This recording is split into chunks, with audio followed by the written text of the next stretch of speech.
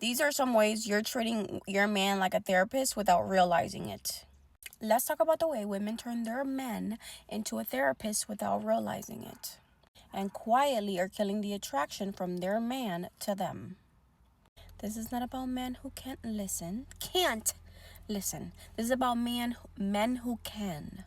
And slowly stop feeling like men because of it. Because you're constantly oversharing things that are meant to be for you and your business. This is why there's no mystery, and it kills attraction, and it kills desire for you, and it kills the chase.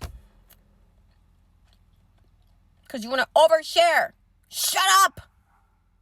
Number 1, you use them to process emotions you have not processed yet.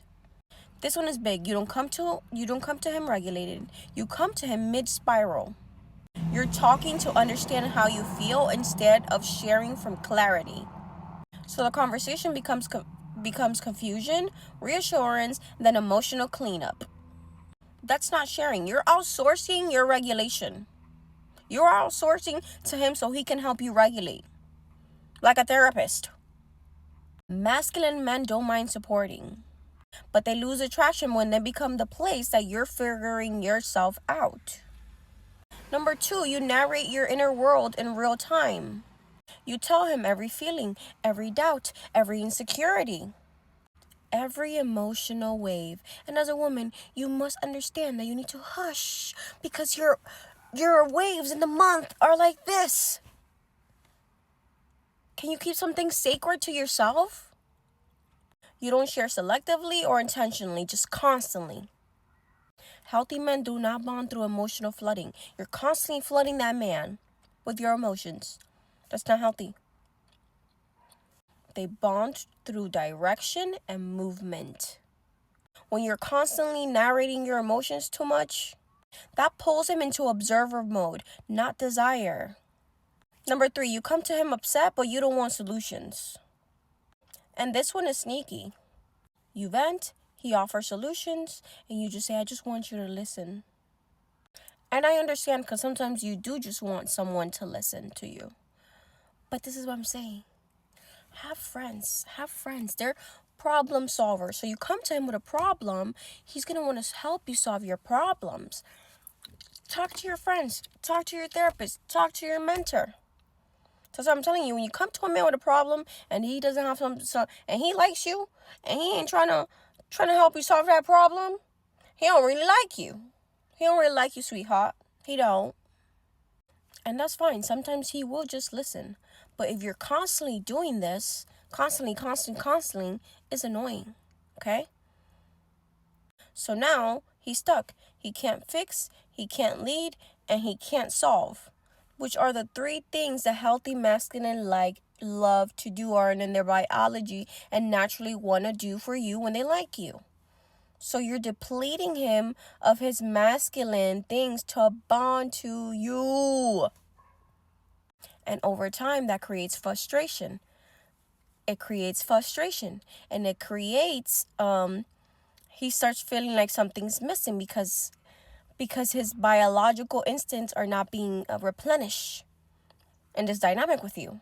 Because you are stopping him of that.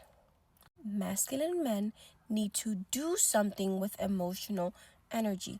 They're action oriented. That's why usually they don't want to talk about it. That's why they go dive into work, dive into actions. Women are the ones that want to more talky, over communicate. That's why an overly emotional man is not a healthy man.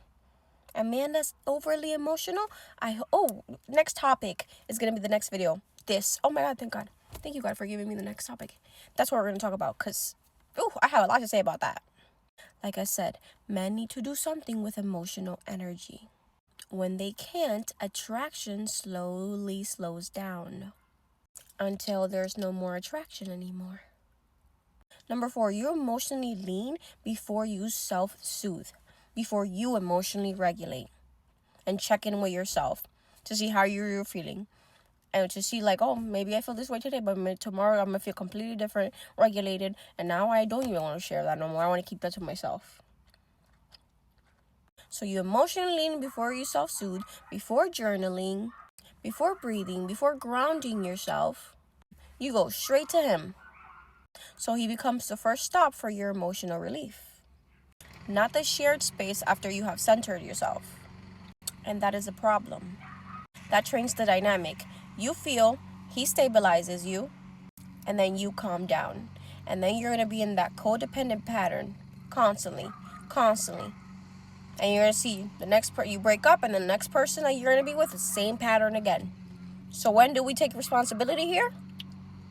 You have to take responsibility. That's not polarity. That is dependency. And dependency repels. Dependency repels. Dependency repels. Because subconsciously, you're attached to something because you fear you're going to lose it. Okay? So you're attached to the outcome. Dependency repels. It's because something is lacking within yourself. Okay? Number 5, you make him the keeper of your emotional history. You repeatedly revisit old wounds with him. Past relationships, past hurts, old betrayals. You're not sharing to connect. You're sharing to feel held. You're reopening to feel held. Healthy masculine men do not want to compete with your past pain. Keep your past pain in the past, baby. If you still have a lot of past pain, heal that shit and don't be in no relationship, because no. You can share without oversharing. It's an art to do that. They want to build forward. Too much backward processing keeps a relationship full of baggage and heavy. That's why old shit that your exes have done to you, you don't come and bring that new baggage into your relationship. Why? That's how I know you're still in that old identity. Because your new identity, that's, who? Not me. Not me. I don't identify with that identity of me anymore. Talk about it with your friends. If you want to talk about it, reopen it. Talk about it with your sister. Talk about it with your mom. Talk about it with your daddy. I don't know. Number 6, you expect emotional availability on demand. You assume if he loves me, he should always be ready to listen. But emotional availability is not a vending machine, okay? And masculine men need spaciousness, not obligation. Men need space. That's another video that I'm gonna do. Men need space. When he feels required and like he has to constantly hold you emotionally, support turns into pressure, and pressure kills desire. Number 7, you confuse feeling safe with feeling uncontained. This one is subtle but important. Feeling safe does not mean emotional overflow. It means emotional sovereignty. When a woman feels safe with herself first, her sharing feels grounded, soft, and inviting. When she doesn't, her sharing feels heavy, urgent, and consuming. And men feel the difference immediately. That's why a lot of you attract narcissistic men. Because it reeks in your energy. Healthy men don't lose attraction because women have emotions.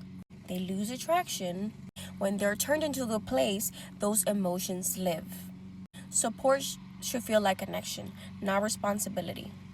And this is why I teach you emotional sovereignty and emotional discipline. It's the most important thing you need to master as a woman inside the feminine reset. So you can stay open, expressive, and soft without collapsing yourself into your partner. And inside the provider magnet, I teach you why grounded men stay deeply attracted to women who are emotionally available but not emotionally dependent. You don't need to shut down. You just need to stop unloading unnecessary loads on unnecessary people. Okay, so are we ready for a reset? The link is in my bio. I love you. I hope this video helped. I know it's going to trigger some of you, but great. That's what my content is meant to do. It's meant for you to look and see, oh, damn, am I doing this? Okay, I can work on this. I can be better in this. Okay, I love you. Mwah. Bye.